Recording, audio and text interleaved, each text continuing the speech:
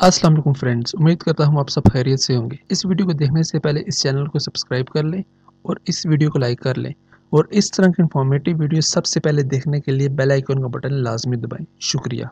Friends, आज की video Aliza lamb के बारे में है। अलीज़ा लैम का मर्डर 2013 में हो गया था, लेकिन ये स्टिल अनसॉल्व्ड मिस्ट्री है। इस वीडियो के तकरीबन 3 से 4 हिस्से हैं। पहले हिस्से में मैं आपको बताऊंगा अलीज़ा लैम कौन थी। दूसरे हिस्से में मैं आपको बताऊंगा अलीज़ा लैम का ये कत्ल या ये हादसा क्यों हुआ, कैसे हुआ, और तीसरे हिस्से में इस हादसे के बारे में थ्योरी से बताऊंगा कि इस हादसे में लोगों की क्या राय है। और इसके बाद आखिर में मैं एक आपको अपनी राय बताऊंगा कि इस हादसे के बारे में या इस कत्ल या इस मर्डर के बारे में मेरी क्या राय है। तो उम्मीद करता हूँ व्यूअर्स आपको ये वीडियो पसंद आएगी। व्यूअर्स, ये वीडियो थोड़ी लंबी है, इसलिए इस वीडियो से जुड़े रहिएगा। शुक्रिया। अलीज़ा लैम 13 अप्रैल 1991 को वैनकूवर में पैदा हुई। इसके वालिदैन का ताल्लुक चाइना हांगकांग से था। वो कनाडा में एक होटल चलाते थे। Aliza lamb university of Columbia में तालीम हासिल कर रही थी। 2010 में अलीज़ा लैम ने सोशल मीडिया ज्वाइन किया और अपना एक ब्लॉग पेज बनाया जिसका नाम एदर फील्ड्स रखा। अलीज़ा लैम इस पेज पर बहुत सी तस्वीरें सेंड करती थी जिसमें फैशन, कल्चर, क्लासिक फोटोग्राफी और इसके अलावा जो लोग मेंटल इलनेस के खिलाफ स्ट्रगल कर रहे हैं उनकी पिक्चर्स, साइकोलॉजिकल अफेक्ट्स, इमोशंस और ह्यूमन स्पिरिट्स पर जो तस्वीरें बनी हैं वो अपने ब्लॉग्स में सेंड करती थी। इस दौरान अलीज़ा लैम ये भी बताती थी कि आप माइंड इलनेस या बाइपोलर डिजीजेस का कैसे मुकाबला कर सकते हैं। इसके साथ अलीज़ा लैम ने सोशल मीडिया ऐप टम्बलर पर अपना एक पेज बनाया जिसका नाम नोवेल नोवे था। इस पेज पर अलीज़ा लैम रोज़मर्रा की रूटीन अपने फ्रेंड्स या अपने फॉलोअर्स को बताती थी। इस पेज पर लिखे हुए अपने ब्लॉग्स की पिक्चर्स सेंड करती थी। टिम्बलर पर अलीज़ा लैम अपने बारे में अक्सर बहुत कुछ लिखती थी। इस पर वो अपनी गहरी सोचों के बारे में लिखती थी और कुछ क्लासिक बुक्स के बारे में भी लिखती थी। इसके अलावा वो mental illness, fashion, culture, monsters, मैनाकलीज, psychological disorder, bipolar diseases, depression और हाइपरमेनिया के बारे में भी लिखा करती थी। जैसा कि मैं आपको पहले बता चुका हूँ, अलीज़ा लैम ब्रिटिश कोलंबिया से तालीम हासिल कर रही थी। 21 दिसंबर 2012 को अलीज़ा लैम ने अपने सोशल मीडिया पर लिखा कि वो वेस्ट कोस्ट जाने का इरादा कर रही है या वेस्ट कोस्ट जाने की ख्वाहिशमंद है। अलीज़ा लैम बाइपोलर डिजीज का भी शिकार थी। इसके लिए वो 2 मेडिसिन भी ले रही थी जिसका नाम डेक्सीड्राइन और वेल्बिड्राइन था। यहाँ से अलीज़ा लैम की जर्नी स्टार्ट होती है। 21 दिसंबर 2012 अलीज़ा लैम ने टम्बलर पर लिखा कि वो वेस्ट कोस्ट जाने का इरादा कर रही है। वो चाहती है कि वो वेस्ट कोस्ट जाए। 28 दिसंबर 2012 को अलीज़ा लैम ने अपने सोशल मीडिया पर लिखा कि मेरा सेल गुम हो गया है। 5 जनवरी 2013 को अलीज़ा लैम ने वेस्ट कोस्ट टूर के बारे में अपने वालिदैन को बताया।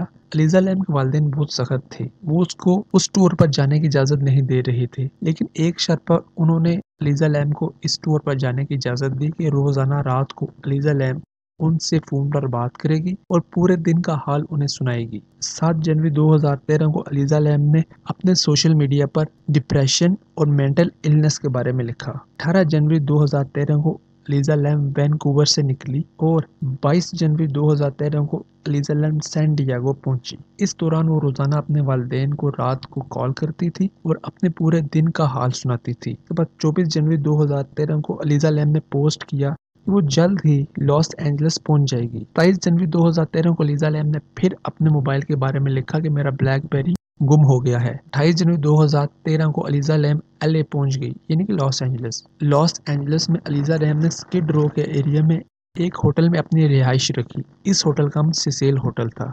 इस होटल के इर्द गिर्द के इलाके को स्किड रो कहते हैं। 30 जनवरी 2013 अलीज़ा लैम ने अपना रूम दूसरे लोगों के साथ शेयर किया हुआ था क्योंकि ये इसके लिए कम बजट पड़ता था।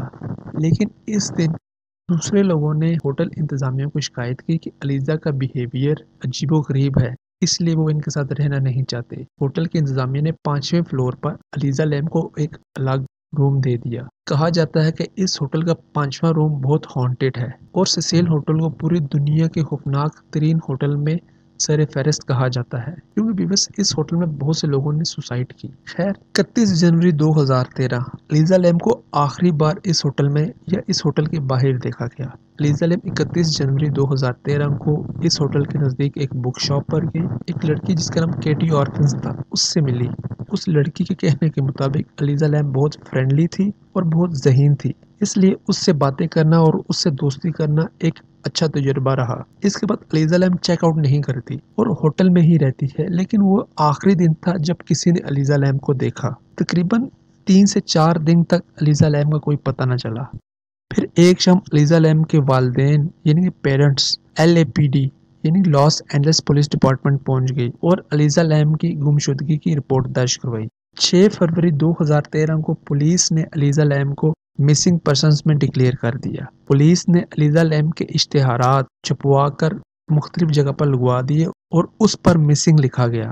7 فروری 2013 LA کی پولیس ڈپارٹمنٹ نے علیزہ لیم کے حوالے سے ایک پریس کانفرنس کی، جس میں علیزہ لیم کے والدین بھی موجود تھے۔ اس دوران پولیس نے علیزہ لیم کو بہت تلاش کیا، ہوٹل کے اندر اور باہر، کیونکہ ویوس سیسیل ہوٹل کے ارد گرد کا علاقہ کچھ خاص اچھا نہیں ہے۔ اس بارے میں علیزہ لیم نے سوشل میڈیا پر بھی لکھا تھا۔ ارد گرد کے علاقے کو اسکیڈ رو کہتے ہیں اور اس کے ارد گرد بہت سے کرمنل بھی بستے تھے اور سلمز کی ایک بہت لمبی لائن تھی جس میں اٹالین اور میکسیکن لوگ بہت زیادہ پائے جاتے تھے۔ وہ لوگ ڈرگ پیڈلرز تھے، کرمنل تھے اور مرڈرز بھی تھے۔ اس لیے پولیس کو یہ شک تھا کہ شاید ان لوگوں میں سے ہی کسی نے علیزہ لیم کو قتل کیا ہے، لیکن ایسا کوئی ایویڈنس پولیس کو نہیں ملا۔ 14 فروری 2013 کو اس ہوٹل میں رہنے والے بہت سے لوگوں نے اس ہوٹل کی انتظامیہ کو شکایت کی کہ ہوٹل کے پانی میں سے بہت زیادہ اسمیل آ رہی ہے۔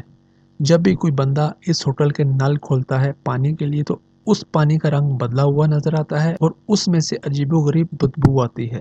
ان شکایات کو دیکھتے ہوئے اس ہوٹل کی انتظامیہ نے اپنے سٹاف کو اوپر بھیجا اور کہا کہ اس مسئلے کو حل کیا جائے۔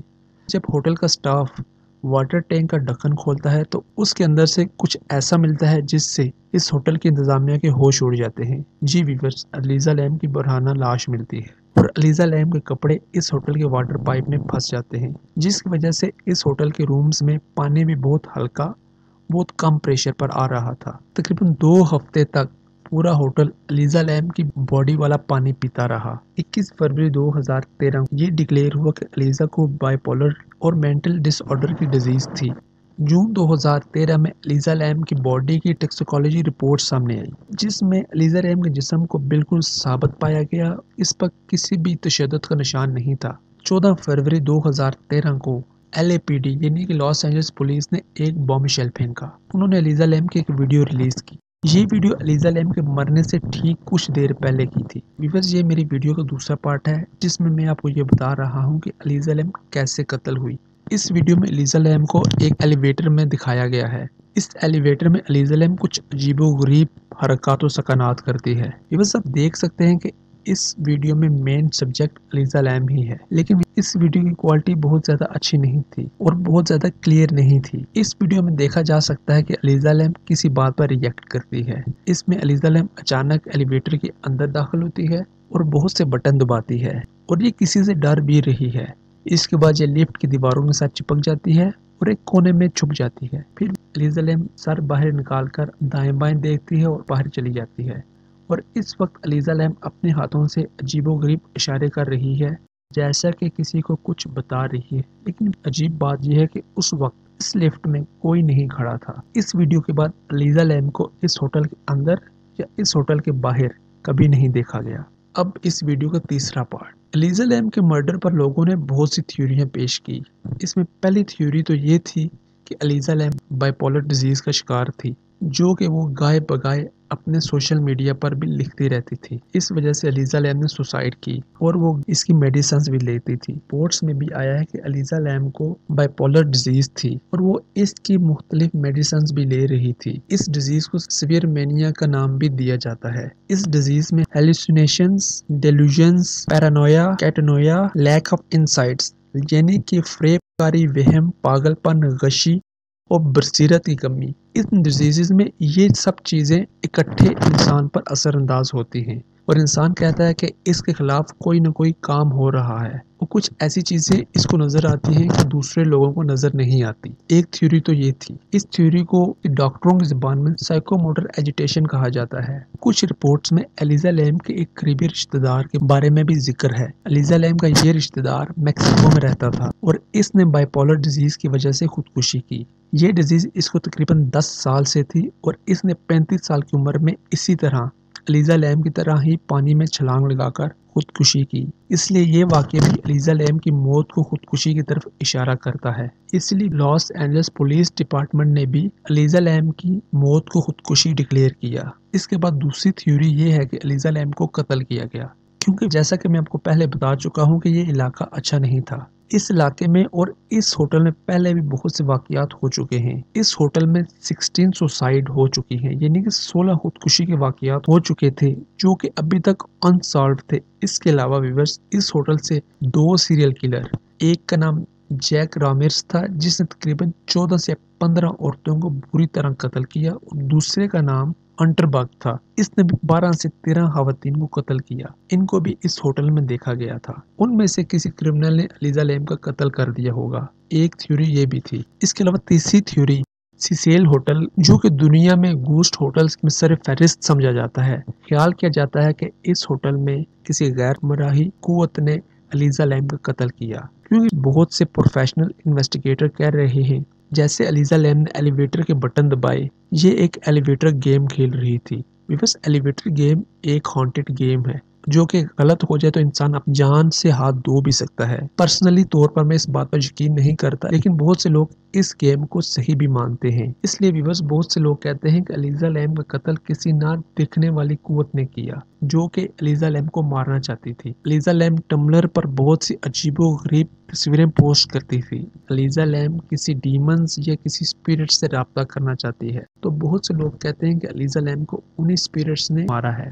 یہ تو لوگوں کے کہنے کے مطابق ہے۔ اس سب کو دیکھتے ہوئے میں نے کچھ چیزیں عکس کی ہیں، جیسے کہ اس ہوٹل کے 4 راستے تھے جو کہ چھت پر جاتے تھے، جس میں سے 3 راستے فائر ایمرجنسی کے تھے اور ایک راستہ ریگولر راستہ تھا۔ لیکن اس ہوٹل کا سٹاف بتاتا ہے کہ 3 راستوں پر الارم لگے ہوئے ہیں، اگر کوئی ان راستوں سے چھت پر جائے گا الارم بج جائیں گے، لیکن ایسا نہیں تھا۔ بعد میں پولیس رپورٹ کے مطابق یہ الارم خراب تھے۔ دوسرا یہ کہ جب الیزا لیم ایلیویٹر میں تھی تو ایلیویٹر میں الیزا لیم نے بہت سے بٹن دبائے اور 3 منٹ تک ایلیویٹر کا دروازہ کھلا رہا۔ ایسا بہت کم ہوتا ہے، اگر آپ بٹن دبائیں گے تو ایلیویٹر کا دروازہ کھلے گا اور بند ہو جائے گا، لیکن 3 منٹ تک ایلیویٹر کا دروازہ لگاتار کھلا رہے، اور ایک موقع پر ایلیویٹر کا دروازہ ہلکا سا بند ہونے کی کوشش کرتا ہے اور پھر کھل جاتا ہے۔ ایسا محسوس ہوتا ہے ایلیویٹر کے دروازے کے درمیان کوئی قوت کھڑی ہے، جس کی وجہ سے دروازہ واپس مڑ جاتا ہے۔ اس کے علاوہ یہ بھی ہے کہ الیزا لیم کو بائی پولر ڈیزیز تھی، یعنی وہ مینٹلی ال تھی۔ پولیس رپورٹ میں بھی یہ ہے کہ جب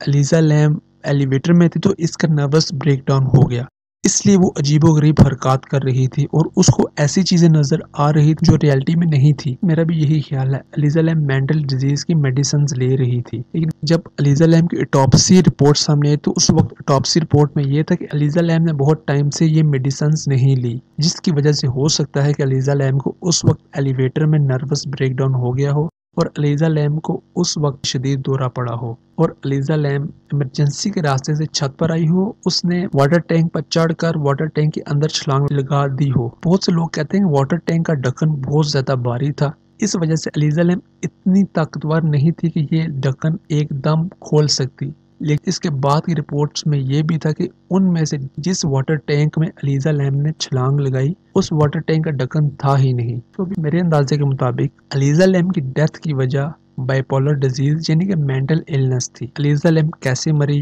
اس کی صحیح وجہ صرف اللہ پاک کو پتہ ہے، ہم صرف اندازے لگا سکتے ہیں۔ بہت سے لوگوں نے بہت سے اندازے لگائے اور بہت سی ویڈیوز بھی بنائی۔ امید کرتا ہوں ویورز الیزا لیم کی یہ ویڈیو پسند آئی ہوگی۔ شکریہ۔ اللہ